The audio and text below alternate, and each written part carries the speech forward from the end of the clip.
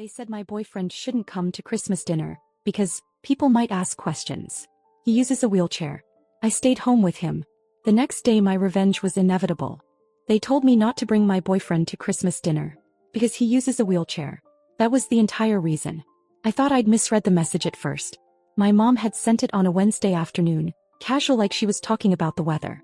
She said they were excited for the holidays and it would be nice if I came, but maybe it was best if Nathan didn't come this year.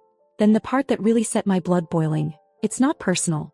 It's just that people might ask questions and we don't want to make anyone uncomfortable. I actually had to sit down. Nathan and I had been together for just over a year. And he wasn't some temporary fling. He was the person I was building a future with. A brilliant programmer who worked harder than anyone I knew.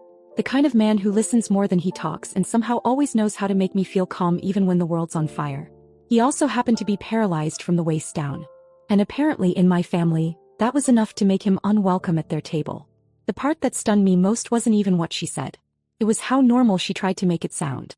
Like I was supposed to just agree and thank her for the heads up. As if cutting someone I love out of a family holiday was a reasonable thing to ask. We'd spent the whole year trying to build something with my family. Nathan had been bending over backward for them, literally paying their bills behind the scenes. When their fridge broke, he covered the replacement. When my dad's work hours got cut, Nathan offered to help with rent. He never said anything about it publicly. He never wanted attention. It was just his way of saying he was in this. That he cared about me and, by extension, the people I came from. And this was what he got in return. I showed him the message. He just nodded. Said we could stay home, no big deal. I could see he meant it or tried to. But I also saw how quickly he folded inward after reading it, like some invisible weight had just doubled on his shoulders. I didn't press him. We made a quiet dinner at home. Watched Home Alone and drank wine. I tried to pretend like it was enough. But it wasn't. The next morning I opened the budgeting app on his tablet, the one we used to track shared expenses, and saw the payment scheduled for the 27th. My parents' internet bill. Their car insurance. A leftover balance from the new fridge. A recurring deposit of $250 to their account marked rent support. He was still helping them. After that message. After everything. I didn't even think. I started canceling. Payment by payment. Unsubscribed from the bills. Marked the upcoming transfer as disputed. Called the bank and froze any upcoming automated transactions related to their names. Nathan didn't realize until later. When I told him, he looked uncomfortable. Said he didn't want to make things worse between me and my family. That maybe they just didn't know how to deal with things. That maybe they just needed time. But they'd had time. And they used it to draw a line between acceptable and different. Between family and burden. And I was done pretending I didn't see it. They had used his kindness as a lifeline. And then tossed him aside the moment it clashed with their comfort. They were about to learn what happens when you burn bridges while living on the island someone else built for you. And this was just the start. It didn't even take 24 hours. By noon the next day my mom was calling. Missed call. Then another. Then a third. I didn't pick up. Nathan was next to me on the couch, sipping his coffee like nothing had changed. But it had. Everything had. A few hours later a text from my dad came through. Did something happen with the bill? Internet's down. Can you ask Nathan if there's a mistake? No mistake. I didn't answer. Instead I sat there thinking about how quickly they noticed when the money stopped. Not when the chair rolled out of sight. Not when their daughter skipped Christmas for the first time in her life. Just when the money dried up. By evening they showed up. I heard the car outside before I heard the knock. Nathan looked at me. I told him to stay where he was. My parents walked in like they owned the place. No hi. No how are you. No apology. My dad went straight to the point. Said something had gone wrong with their payments. Asked if Nathan was having technical issues, like he was just their IT guy, not the person they had refused to sit at the table 2 days ago. I let them talk. Just watched them pretend to be calm while they panicked. My mom tried to soften it with a smile. Said maybe this was all a misunderstanding. That they didn't mean for it to be hurtful. Nathan was quiet. He looked like he wanted to disappear. I knew that look. I knew he hated drama, hated tension, especially when it came to me and my family. But I didn't let them get away with it. I told them everything. That I'd seen the payments, that I'd stopped them, that they had no right to ask for help from someone they couldn't even acknowledge as family. My mom's expression changed fast. My dad asked if I was being serious. I told them to leave. I didn't yell. I didn't explain twice. They left angry, confused. Maybe for the first time realizing that I wasn't going to play along anymore. Nathan looked at me afterward and said he didn't want to be the reason I lost my parents. I told him he wasn't. They had made that choice on their own the moment they decided to treat him like a liability. But I wasn't done. Not even close. That night I called my cousin Dylan.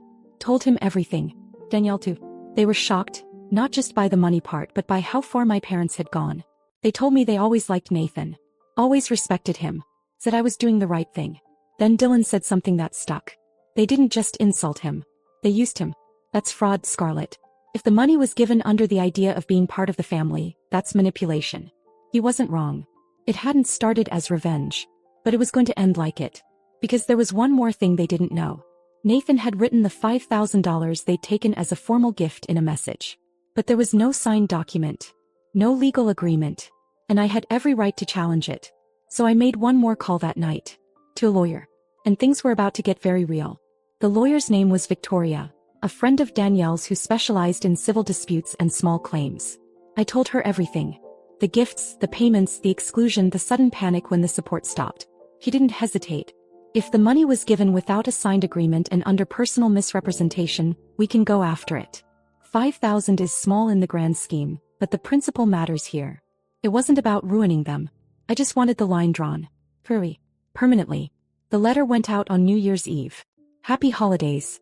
A formal demand for repayment of the $5,000 Nathan had transferred over the year, citing manipulation, emotional distress and abuse of goodwill. A full explanation of the situation. And a warning, pay up or we take it to court. They didn't respond. Not at first. But word got out fast. Chris called me 2 days into January. He was furious. Not at me, at them. He'd had no idea Nathan was helping our parents. No one did really. My cousins were stunned. Everyone knew our parents could be selfish, but this was a new level. People started picking sides, but the sides weren't split. Everyone, except for the two of them, stood with us. On the 6th day my parents finally called. First it was my mom crying, trying to act like she couldn't believe I'd do this to family. Then my dad threatening to get a lawyer too. So I handed the phone to Nathan. I didn't know what he'd say. I'd never seen him like that before. Calm, collected, completely done. He told them they'd taken from him in every way. His time, his trust, his money, and then treated him like he was embarrassing. He said the lawsuit wasn't about the money, it was about principle. He didn't raise his voice. He didn't explain himself twice. When he hung up he looked a little shaken. But more than that, he looked free. I kissed him on the cheek and said this was just the beginning of us doing things our way. A few weeks later they tried to fight it in court. Claimed it was a gift. But Victoria was thorough. She brought up the texts, the Christmas exclusion, the sudden disappearance of payments. She showed the court how their entire relationship with Nathan was transactional. Until they got what they wanted and discarded him. We won. The judge ordered them to return the full $5,000. They were stunned. I think it broke something in them, not the money but the idea that we didn't need them anymore. That we'd actually drawn the line and defended it. Nathan cried in the car. Quietly. Just a few tears. Then he laughed. He said he never imagined someone would fight for him like that. I told him that's what love looks like. That's what real family does. And from that day forward my parents were out of our lives. Not a break. Not a timeout. But everyone else? Stronger than ever. Cousins, friends, even neighbors reached out to say they were proud of us. That they respected us more now.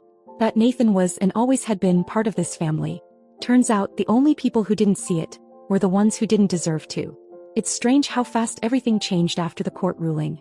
My phone didn't stop buzzing for days. Cousins I hadn't spoken to in months were reaching out. People I only saw at weddings or baby showers now calling to say they had no idea what my parents had done. And everyone had the same tone in their voice. Not pity. Not drama. Respect. Danielle and Dylan invited us over for dinner 2 days after the ruling. When we got there it wasn't just them. Chris showed up too along with his girlfriend.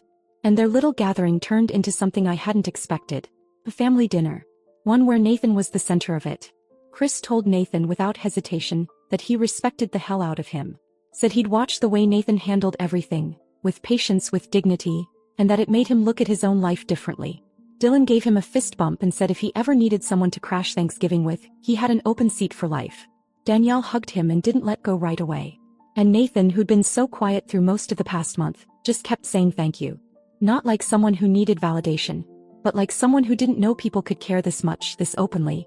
That night, on the way home, he said he finally understood what I meant when I told him he was never the problem. He said, I thought I was just surviving. You made me realize I deserve more than that. There was something different in his voice. Something steady. Confidence maybe. Or just relief.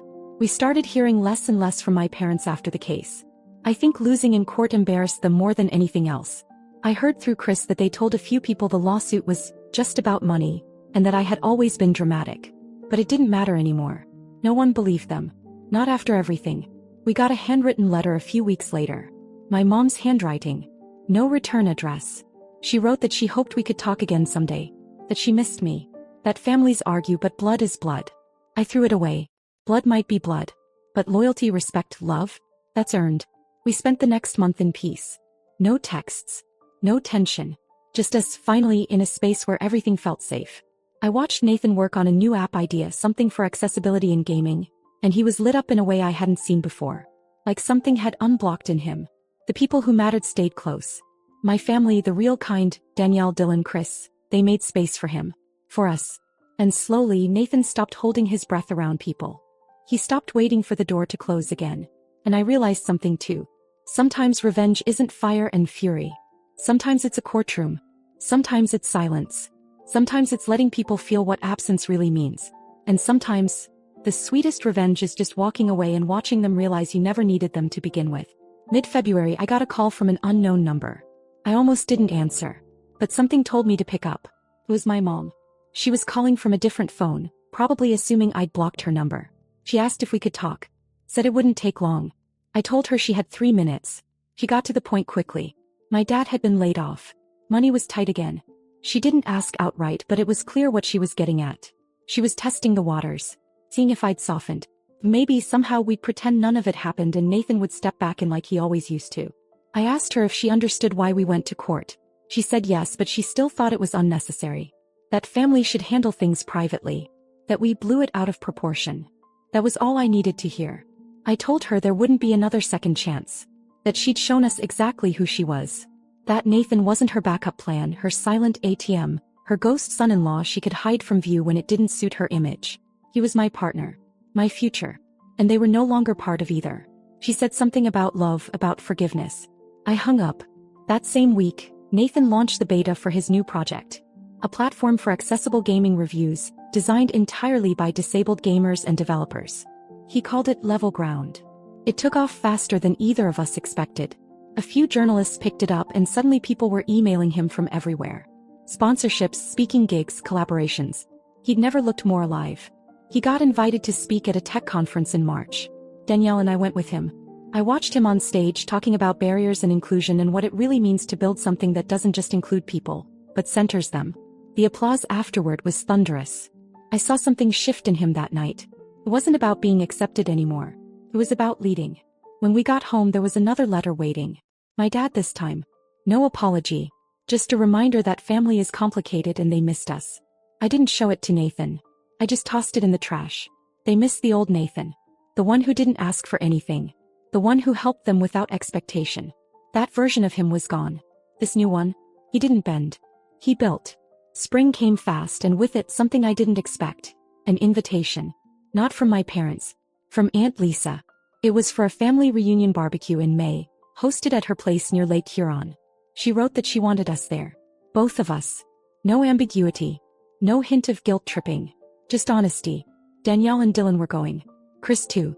And I guess word had traveled about what happened, because the invite had a handwritten note at the bottom. Tell Nathan we'd be honored to have him. I stared at it for a while. Nathan was hesitant. I could tell.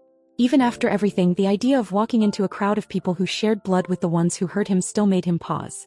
But in the end he agreed. We went. The moment we walked into the backyard, something weird happened. People clapped. Not polite clapping. Actual full-on applause. Dylan yelled out, "There they are."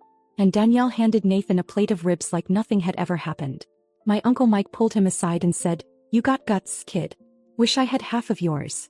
It was surreal. Nathan kept looking at me like he couldn't tell if it was a joke. But it wasn't. Even the people I barely knew, second cousins, old neighbors, distant relatives, came up just to shake his hand. To say they followed his project. That they saw the article about Level Ground. That they'd heard what my parents did and couldn't believe it. That's when Aunt Lisa told us something that completely blindsided me. After the court case, some of the relatives had tried to talk to my parents. Told them they needed to make things right, apologize. Not just for the money. For the cruelty. My mom refused. My dad said we were overreacting. So they'd been quietly uninvited from the reunion. Not by me. By the family they were so desperate to protect from awkward questions. They didn't even know the event was happening. We stayed till midnight. Nathan got pulled into a game of cornhole with Chris and Dylan. He laughed more in one night than I'd seen him laugh in months. Danielle whispered to me while we watched him, said she always knew he was something special. On the drive home, Nathan was quiet.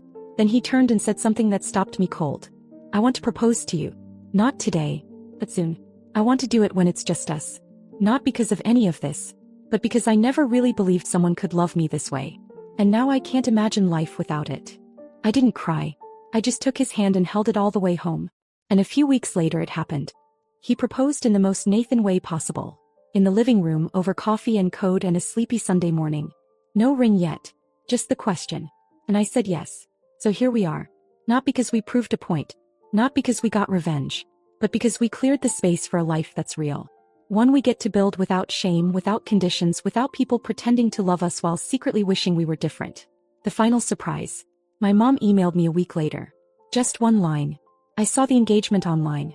Congratulations. I hope one day you'll forgive us. I didn't respond. Some people deserve silence. Others deserve everything. And Nathan, he's getting everything.